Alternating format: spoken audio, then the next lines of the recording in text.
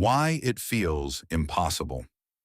What if the only thing standing between you and your dream is a belief you've never questioned? Have you ever looked at someone and thought, wow, I could never do what they do? Or maybe you've looked at your own dream and quietly told yourself, that's impossible. If you have, you're not alone. Most of us don't call something impossible because we've proven it can't be done. We call it impossible because we're afraid. Afraid of failing, afraid of looking foolish, afraid of discovering that our dream is harder than we imagined.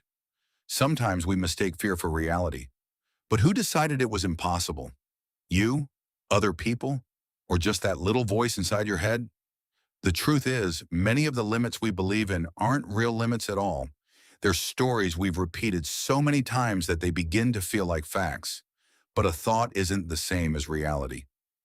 Let me tell you about Nick Vujicic. He was born without arms and legs. If there was ever someone who seemed to have every reason to give up, it was him. People expected him to live a limited life. For a while, he believed that too. But one question changed everything. Instead of asking, why me? He asked, what can I do with what I have? That single question changed the direction of his life.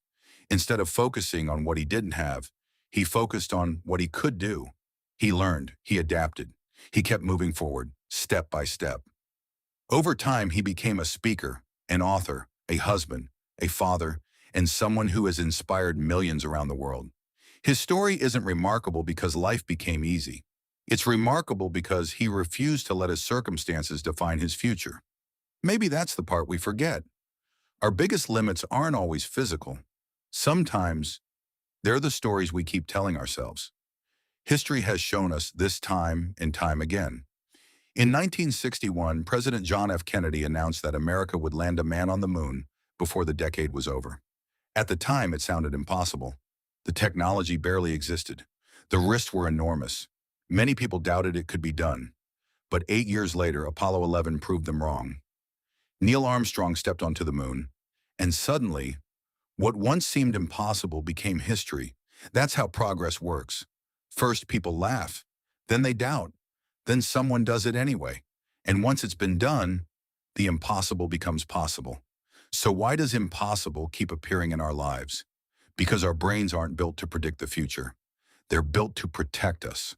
When we face something new, difficult, or uncertain, our minds rarely say, you'll figure it out. Instead, they whisper, don't do it. You're not ready. What if you fail?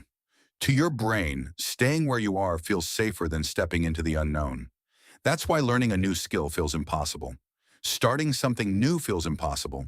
Chasing your biggest dream feels impossible. Not because those things truly are impossible, but because they're unfamiliar. Because to your brain, unfamiliar often feels dangerous. But feelings aren't facts. Just because something feels impossible doesn't mean it is. It usually means you're standing at the beginning of something you've never done before. So how do you move past that? Not by waiting until you're fearless. Not by waiting until you feel ready. Because almost nobody ever does. Confidence doesn't come before action. It comes because of action. Every small step teaches your brain something new. Maybe this isn't impossible after all. One step becomes two, two become 10, and before you realize it, the thing that once terrified you becomes something you can handle. Maybe that's the real secret. The goal isn't to eliminate fear, it's to keep moving even when fear comes with you. So let me leave you with one final question. What's one thing you've been calling impossible? A dream? A skill? A goal? Now ask yourself, is it really impossible? Or have you simply never given yourself the chance to find out? Because every invention, every achievement, every person you've ever admired started in the same place, with uncertainty, with fear, with doubt. The difference wasn't that they had no fear. The difference was they took the first step anyway. Imagine this. One day someone will look at what you've accomplished and say, I could never do that. They won't see the fear. They won't see the doubt. They won't see the moments you wanted to quit. They'll only see the result. So don't let the word impossible decide your future, because maybe impossible was never the end of your story. Maybe It was simply the beginning of the story you were always capable of writing.